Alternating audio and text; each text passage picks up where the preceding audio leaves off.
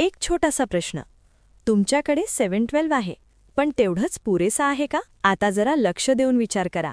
तुम्ही महाराष्ट्रामध्ये जमीन खरेदी करत आहात.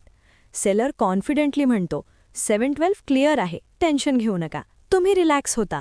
पण इथंच बहुतेक लोक चूक करतात. कारण खरा प्रश्न हा नाही की 712 आहे की नाही.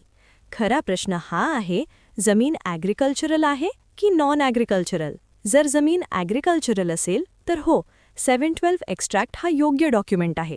तो डॉक्युमेंट सांगतो ओनर कोण आहे, जमीन किती आहे आणि कोणतं लोन किंवा चार्ज आहे का. पण तीच जमीन जर NA किंवा सिटी लिमिट्समध्ये असेल तर इथून स्टोरी बदलते. अशा केसमध्ये जो डॉक्युमेंट खऱ्या अर्थाने महत्त्वाचा ठरतो तो म्हणजे प्रॉपर्टी कार्ड, मालमत्ता पत्रक. कारण महाराष्ट्रामध्ये अर्बन आणि NA लँडसाठी लीगल ओनरशिप प्रूफ म्हणून प्रॉपर्टी कार्ड, मालमत्ता पत्रकच मान्य केला जातो.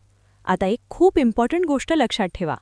नॉन ॲग्रिकल्चरल लँडसाठी फक्त 712 दाखवण्यात आलं तर डील टेक्निकली वीक ठरते.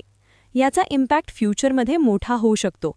बँक लोन रिजेक्ट होऊ शकतो, ओनरशिप डिस्प्यूट निर्माण होऊ शकतो आणि रिसेलच्या वेळी प्रॉब्लेम येऊ शकते. म्हणून हा सिम्पल रूल लक्षात ठेवा. Agricultural land is equal to 712 extract.